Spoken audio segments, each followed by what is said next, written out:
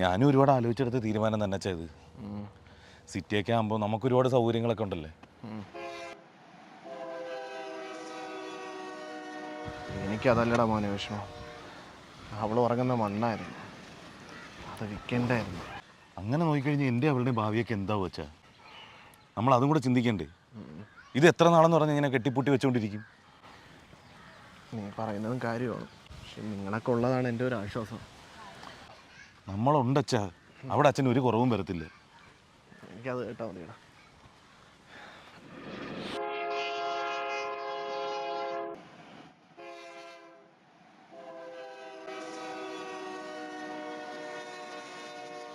അച്ഛന് ദാഹിക്കുന്നുണ്ടോ?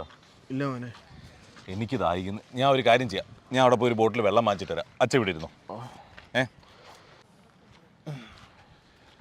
ഇപ്പൊ വരൂലേ?